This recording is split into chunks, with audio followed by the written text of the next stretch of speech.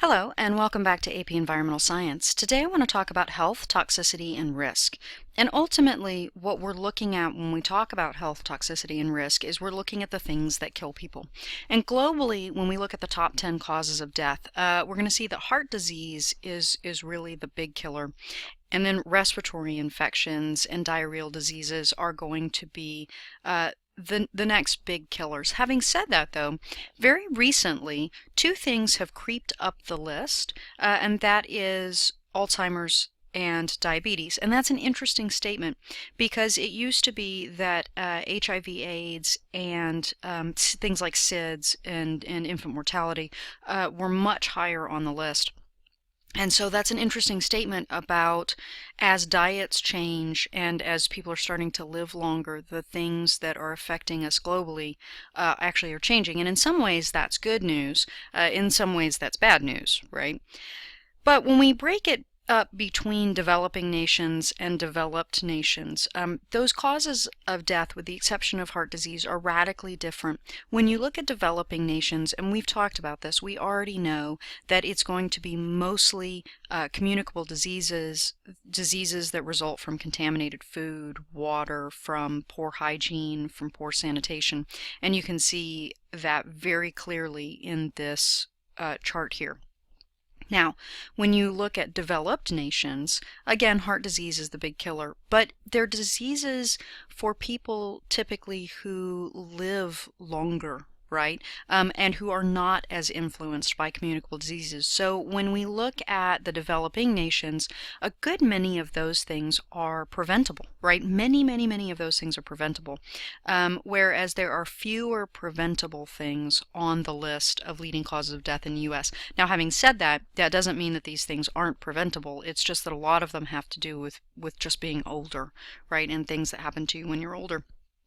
So let's look a little bit, though, about how things have changed. Heart disease and cancer really not changed a lot, although having said that, back to those preventable deaths, heart disease is way down because people are more aware of the things that they need to do to prevent it, right?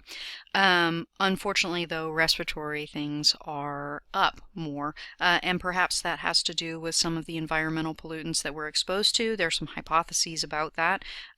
Maybe that's the case, maybe it isn't. Now, one thing that you will notice is that accidental injury, sorry, I lost my train of thought. Accidental injury is also up. Now, the question becomes, is that because of people's behaviors, or is that simply because there are more people coming in contact with each other, i.e. motor vehicles, things like that? Now, moving on away from this, let's talk about the risk. So we see that these are the top 10 killers, right? So in any particular region.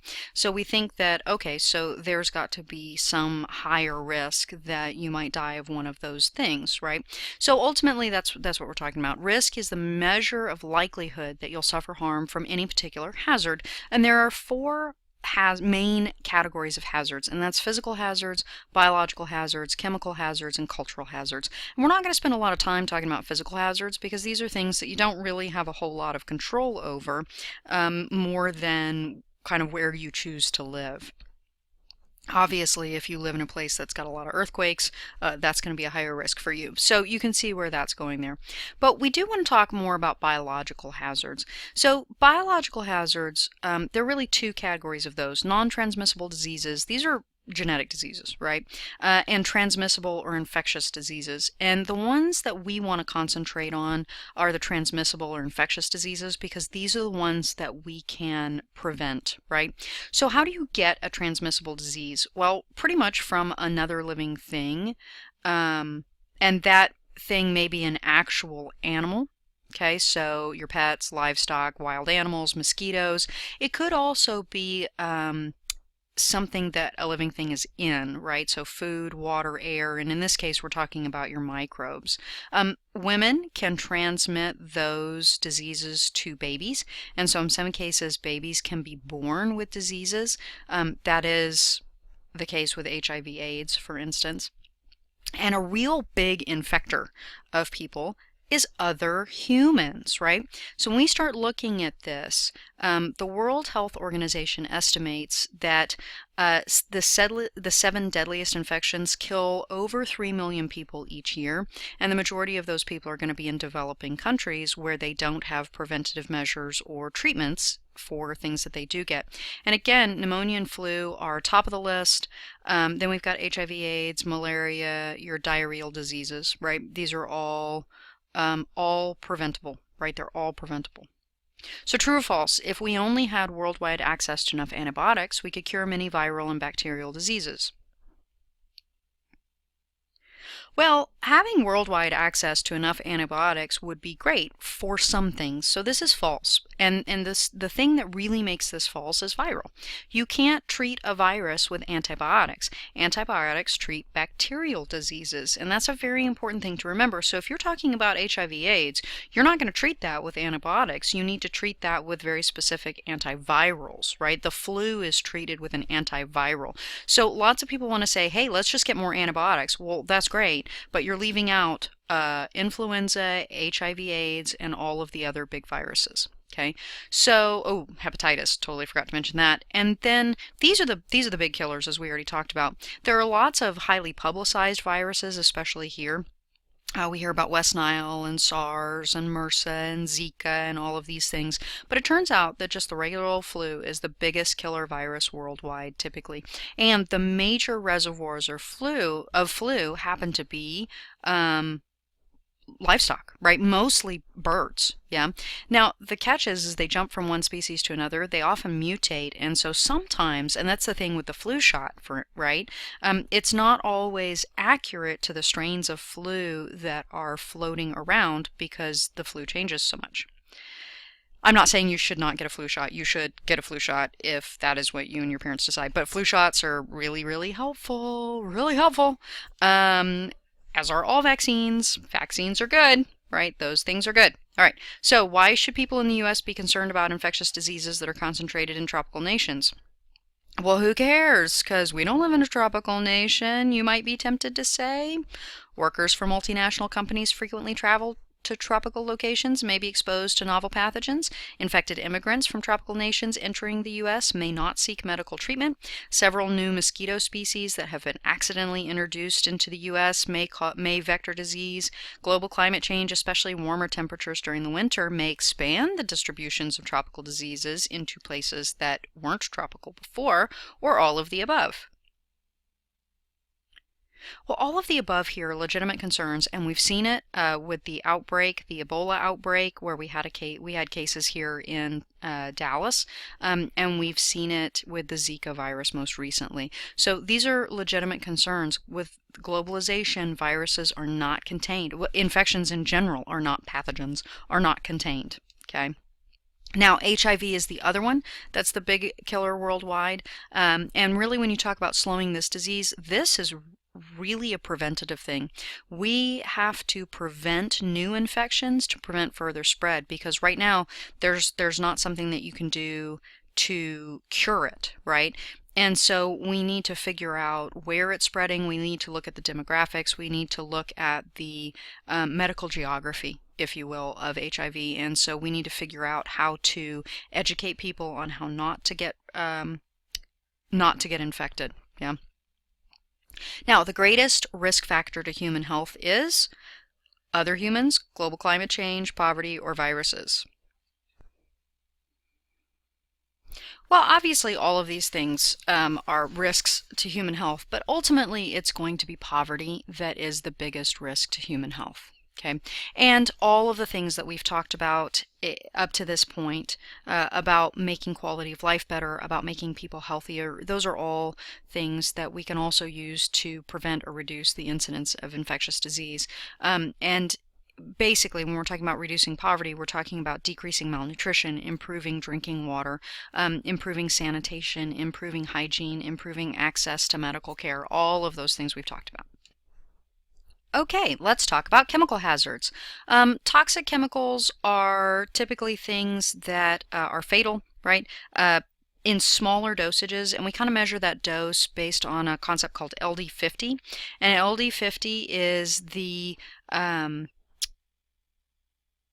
dose that will kill 50% of test animals. It turns out that everything is toxic in high enough dosages, but in many cases, you can't give somebody enough to actually kill them. But LD50 is how we measure this, and I'm going to come back to that in just a second. Hazardous chemicals, typically the big ways, they can cause harm in lots of ways. I mean, they can be carcinogens, they can do all the things, but in the short term, hazardous chemicals are typically things that are flammable, explosive, they're irritating or damaging to tissues, they interfere with or prevent oxygen uptake, or they induce allergic reactions of the immune system. Now, they can do all sorts of other things too, like I said, but these are some of the really big ways that hazardous chemicals cause harm. Okay. When we measure toxicity, we are really looking at the dose, and obviously the first thing on the list is the dose. How much were you exposed to? But the frequency of exposure matters. I mean, think about if you have a little bit of something over a long period of time, multiple exposures, that could be just as damaging in the long run as being exposed to a large amount of something right up front. Also, the duration of the exposure. Is it a very short period of time? Is it over several months, subchronic? Is it over years or a lifetime, chronic? Also, who is exposed matters. Are they young? Are they old? Are they in a particularly sensitive group? Do they have other health issues? And then the body itself, right? Is this something that's stored in fat or is it stored in bones, right? Does the body have systems to break it down? How long does that take? And then individuals will deal with chemicals in some cases differently just because of their genetic makeup, right? But when we start looking at sort of the basics, dose, right, is number one. That's the big one. A little versus a lot. And that brings us to that idea of LD50. Now in this graph, you're going to see LC50. LC50 means lethal concentration. Dose is really what you're ingesting or inhaling that's getting into the body. The concentration is what's in the environment, right? And so when you see this LC50, that's lethal concentration, that's sort of an external concentration in the environment, maybe in water, for instance, as an example. LD50 is how much you actually took in, that's the dosage, okay? And then you'll see here NOEC and LOEC. You'll see those in this class as NOEL, and this is the no observable effect level. That means that it's sort of the, quote, safe kind of dosage, and then LOEL is the low observable effect level. This is where you start to see problems. This is kind of the thing that we say, okay, this is the point at which we would like to not go over that level. And then, of course, the LD or LC50 kills 50% of the population. All right, and then when we're talking about toxicity, you can see the sensitivity varies within a population, and again, that's about genetic variation. Some people are very sensitive, some people are less sensitive. The majority of the population will fall in between there. And so, based on dose, you can kind of get an idea of how many people will really be affected by whatever they've been exposed to.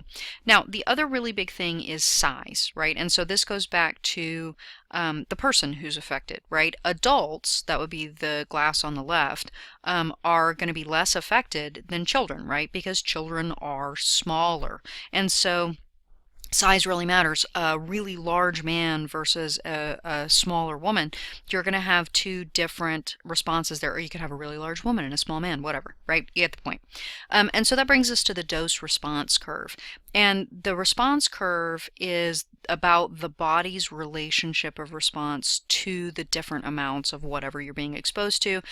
You can see that the hypothetical curve for a child would probably indicate that you would get a much quicker response than an adult because, again, they're smaller. Okay, so let's talk a little bit about interactions. Some chemicals, so let's say that you're exposed to something, but what if you're exposed to more than one thing? That can be a real issue because a lot of interactions are what we call additive. Yeah, so you get I'm exposed to this, so I'm going to get these things. I'm exposed to that, so I'm going to have these things as a result of that, and you get all of that. In some cases, though, sometimes the effects are what we call synergistic or potentiated. Synergistic is the more common term.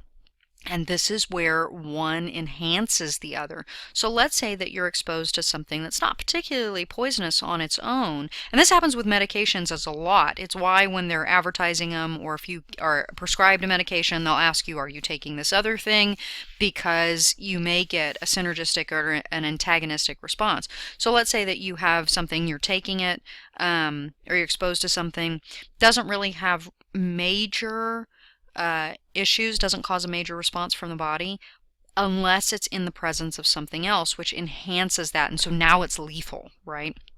Now, the other thing is the antagonistic interaction. And this can actually be a really good, it can be bad or good, right?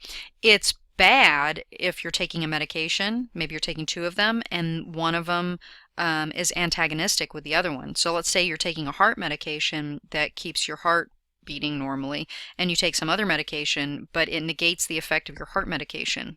That's a problem. So that could be bad. Having said that, though, let's talk about antivenom, right? Venom versus antivenom. That is an antagonistic reaction. The antivenom reduces the effect of the venom, and that is a good thing, right? So those are the three different kinds of interactions. Now, let's shift gears a little bit and talk about the precautionary principle. We have talked about this in class multiple times, especially when we're talking about pesticides.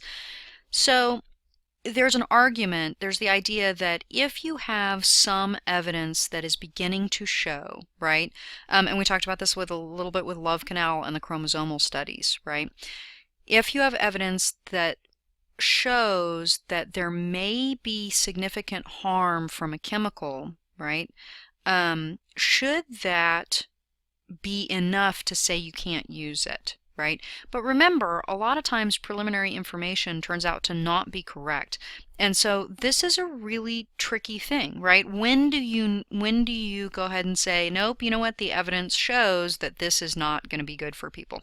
Going off of that preliminary but unconclusive evidence is often called the precautionary principle. And lots of people would like to do that. Lots of other people think that, hey, there have been a lot of things you said would kill us and doesn't, and that evidence was completely wrong. So you can decide how you fall on the whole use of the precautionary principle. Okay, so let's talk about some really quick broad generalizations in toxicology. First of all, the dose makes the poison. Everything can be, water can be toxic, right? Sugar can be toxic, but it's a ridiculous amount that you have to drink. Well, actually not in water, you could do that. But sugar, you're probably not going to be able to eat enough in one sitting to make it a toxic substance, okay? The most susceptible, as per the usual, are the young, the old, and the infirm, the sick, yeah? Interaction and multiple effects may occur, and it's important to pay attention to that. And when you're doing risk assessment and risk analysis, you have to make sure that you're looking at the whole picture and not just a single chemical or toxin. And then occupational and environmental exposures never go away. They just reappear in other settings. So if you have, we were talking about this when we talked about inversions, temperature inversions. If the pollution is sitting over the city, you get higher concentrations. But then if the wind blows it away, you get a lower concentration in the city, but it doesn't go away. It just goes someplace else. It may spread out further. And that's probably not the best fix for that sort of things. And our major concerns in environmental toxicology, all the things we've talked about. Yay, so read that list. Okay, last hazards are the cultural hazards. Which of the following is a cultural hazard? Well, a tornado is a physical hazard, mercury is a chemical hazard, a poisonous snake is a biological hazard. Driving, you have choices when it comes to driving, right? That's something you do. Also, you have to interact with other people who are driving, and you don't have choices about that. Okay, so your cultural hazards come in two big categories. One, poverty, right? Poverty you don't have a choice about. We've talked about that a lot. We talk about poverty all the time. So I'm going to rely on you to remember all the things that go with poverty. The other thing, though, is personal choice, right? Your behaviors will put you at higher and lower risks for things. And some big areas in which you have risks from choices that you make are physical accidents from driving and other unsafe behaviors. Unsafe social behaviors like unsafe sex, walking alone, accepting drinks from strangers, or people You don't know very well. Use of chemicals, specifically tobacco, alcohol, drugs, right? And drugs include prescription medications that are incorrectly used. And then also eating disorders. Now, I've put eating disorders on this list, and I know that this can cause some bristling for some people. Eating disorders are a personal choice initially, right? But over time, people need help and they need support to overcome those eating disorders. Okay, and so we can talk about the societal pushes and people's feelings and things like that in contributing to the eating disorders, but ultimately, like driving, the way that you drive, the way that you choose to eat, is a personal choice. Yeah, but again, people need help, just like drug use, right? People need help, or alcohol addiction, to help and support to overcome those things. Okay, so speaking of chemicals, let's talk about tobacco. This is a beautiful, healthy human lung. This is a smoker's lung. Cancer, cancer, tar, tar, tar. Bad, bad, bad. Also, when you look at skin, they did a very interesting twin study, right? So these women are twins, and you have the one that smokes and the one that doesn't, right? And you can see the wrinkling in the smoker and the leathery skin. Smoking actually ages you, right? Wrinkles, right? Dried out skin, not soft. So tobacco is not just bad for you internally, it actually damages your appearance as well. Then of course there's the big unsafe sex. All of these things you've talked about in some sort of health class, but just to remind you, cultural hazards, unsafe sex, STDs, HIV/AIDS, and often it's associated with drug and alcohol use because choices are not always at what they would be if you were sober. Right? And then, of course, one of the big dangers is pregnancy. And the U.S. has the highest teen pregnancy rate out of all the developed nations. The United States has the highest teen pregnancy rate. Okay.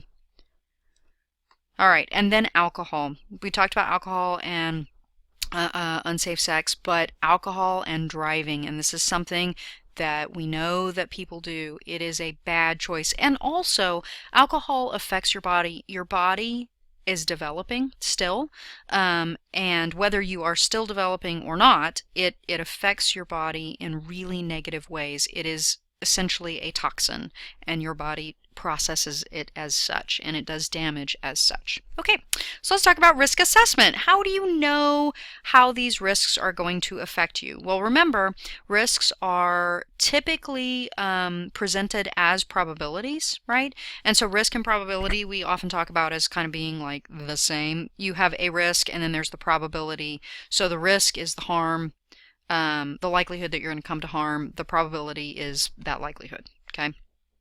So we really kind of break it up into two fields. There's risk assessment and there's risk management. Risk assessment is knowing what the risk is, how likely is the event, well, what is the event, how likely is it, and what are the likely damages. Management is about how does it compare to other risks, how much should it be reduced, how can you reduce it, and then how much money should be spent on that. And I would just want to give you an example of the risk management idea. And these go together, by the way, assessment and management.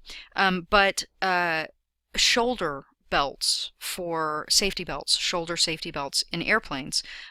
Shoulder safety belts in airplanes, shoulder straps, would actually save lives and prevent major injuries, right, in some crashes and during turbulence.